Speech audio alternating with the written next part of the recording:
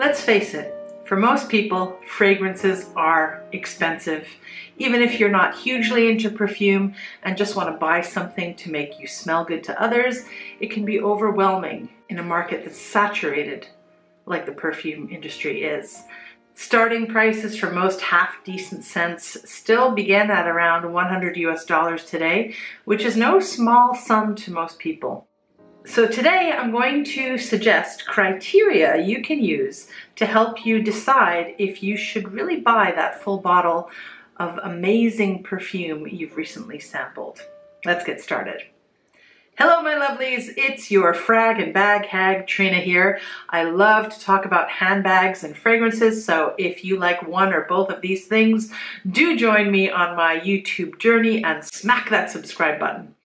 Now, I'm someone who wants to smell everything, and of course I would love to have a bottle of everything I like, but in my case I'm constrained by cost, by also physical space for display and storage, and also by the desire to keep my life relatively simple. So this means I'm more suited to having a curated perfume collection, and I suspect that many fume heads out there are in the same boat. Or maybe you're not scent obsessed and you merely want to avoid purchase regret. Either way, there are 5 criteria I use to decide whether I should buy a perfume, and maybe these can help you. So these criteria are based on a broader list I created for a more rigorous fragrance evaluation. And they are, in the simplest of terms, smell, performance, versatility, likability, and price. So number 1, the quality of the smell simply refers to the degree to which you like it. This is obvious, but really, be sure. If you're about to drop a sum of money that is to you mind-blowing, then the fragrance too has to be equally mind-blowing. Now here I'm not referring to what other people think, I'm just referring to what you think. You should be in love, regardless of how cheap or expensive the ingredients are, regardless of the degree to which fragrance is complex or linear, regardless of how special or unique it is, regardless of how it is packaged or presented, regardless of the brand or the perfumer, you must love it. Number 2 is performance, and to me this means longevity, projection, and sillage, as well as how the scent might develop on the skin and or clothing over time.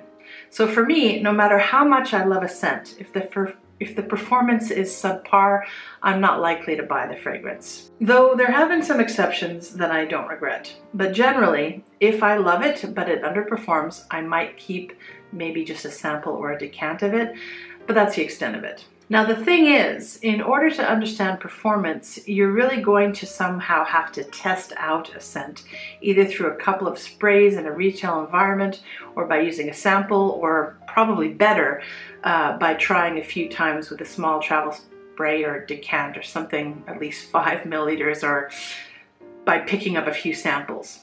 Especially if the perfume's expensive, my standard is to be able to smell it on myself 8 hours later without sniffing my wrist. For most fragrances, that's actually a pretty tall order, especially when I consider that fragrance doesn't tend to last on my dry skin and that I easily become anosmic sometimes. So in practice, I do settle for less.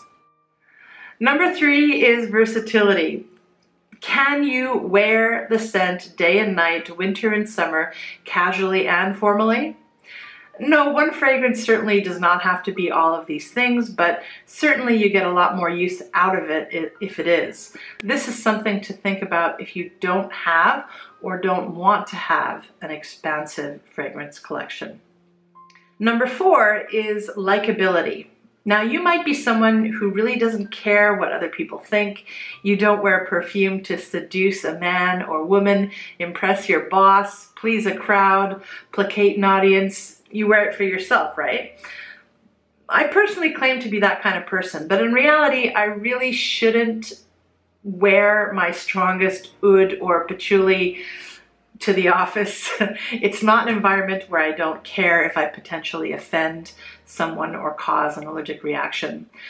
Side note, I'll be honest here, sometimes perfume can be a useful tool to keep certain individuals in the workplace at bay.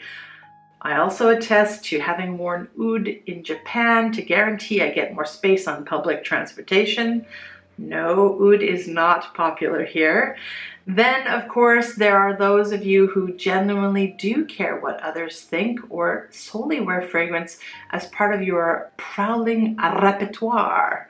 In this case, you might need to solicit the opinions of other individuals before making a purchase. The last point is perhaps the second most important after loving the fragrance, and that is price. Obviously, there are some fragrances that are simply just going to be out of your price range. Do you really want to be paying $20 a spray? If you're in love with a perfume you really cannot afford, I wouldn't buy it. Just do some research into finding similar fragrances, because since the market is indeed spilling over with options, perfumes that are both popular and expensive will tend to have copycats, some of them being exact dupes. There are dupe houses, you know. At the end of the day, only you might know that you're not wearing the real McCoy, and your wallet will thank you for it. Now, does the fragrance you're eyeing need to meet all of these criteria? Absolutely not. In the end, you're looking for some kind of balance, and that's something that only you can determine, but do try to avoid justifying something that might result in buyer's regret down the line. I think likability is the least important of my 5 criteria. You can always get another fragrance for work, obviously. And speaking of work, this is my justification for purchasing and repurchasing mainstream designer scents that I like but don't particularly find unique or mind-blowing in any way. I especially like to hunt down these fragrances in thrift stores and in online peer-to-peer markets where they can be found at super discounted prices. Not only are they cheap, but I use them up. No buyer's remorse. So a good example of that is this. This is my 3rd bottle of Yves Saint Laurent Manifesto over the years. This one is actually, I think it's Éclat, it's a flanker.